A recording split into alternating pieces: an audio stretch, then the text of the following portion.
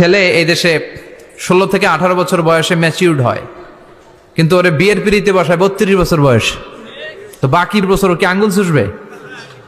কথা কন, কি করবে? ও যে পাপ কাজ করে, ও যে পর্নোগ্রাফি দেখে, ও যে মাস্টারবেশন করে, এগুলোর পার্সেন্টেজ গুণা মা বাবার আমল নামায় আছে না নাই? মা বাবার এত সহজে পার পেয়ে যাবেন না। ছেলে মেয়েগুলারে সময় হলে বিয়ে দিয়ে দেন। বিয়ের চেয়ে ভালো কাজ পৃথিবীতে আছে? যেই সমাজে বিয়ের খরচ বেড়ে যায়, ওই সমাজে জেনার খরচ কমে যায়। বিয়ে করতে লাগে 10 লাখ, জেনা করতে লাগে 500 টাকা। কথা কন। এজন্য জিনাকে সহজ করবেন না বিয়েকে সহজ করবেন? বিয়ের কথা কইলেই পোলারা কয় তুই নিজের পায়ে দাঁড়া। তো এতদিন ও কার পায়ে দাঁড়াইছে? সহজ করবেন তো? আল্লাহ তুমি বোঝার তৌফিক দাও। এরপর আল্লাহ বললেন, আমি মানুষকে শুধু আশরাফুল মাখলুকাতি বানাই নাই, আমার খলিফাই বানাই নাই।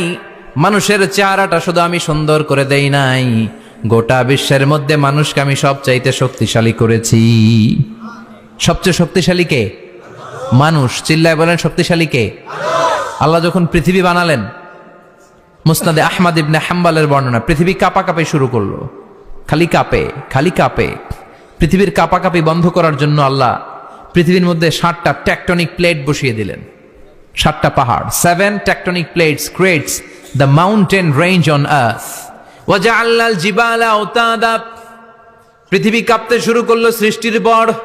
পৃথিবীর কাঁপাকাঁপি বন্ধ করে দেওয়ার জন্য আল্লাহ পৃথিবীর ভেতরে পাহাড় ঢুকিয়ে দিলেন। পাহাড় পেরেকের মতো গেড়ে দেওয়ার পরে পৃথিবীর কাঁপাকাঁপি বন্ধ হয়ে যায়। সুবহানাল্লাহ। ফেরেশতারা অবাক হয়ে বলে, মাবুদ, পৃথিবীর কাঁপাকাঁপি বন্ধ হলো কেমনে? আল্লাহ বললেন, ও ফেরেশতারা, পৃথিবীর মধ্যে আমি পাহাড়কে গেড়ে দিয়েছি। পাহাড় গেড়ে দেওয়ার কারণে পৃথিবীর কাঁপাকাঁপি বন্ধ হয়ে গেছে।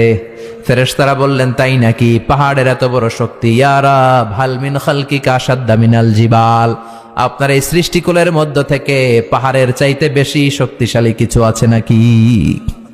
আল্লাহ বললেন, হ্যাঁ আছে। পাহাড়ের চাইতে শক্তিশালী হচ্ছে আল হাদিদ, মানে লোহা। পাহাড়ের চেয়ে শক্তিশালী কি? এই লোহার নামে কোরআনে সূরা আছে না নাই? সূরার নাম কি? কথা বলেন।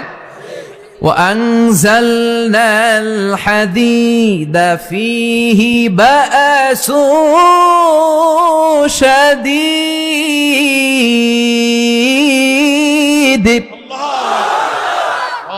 আমি আকাশ থেকে জমিনের মধ্যে হাদিদ মানে লোহা পাঠিয়েছি। লোহার মধ্যে আছে প্রচন্ড শক্তি।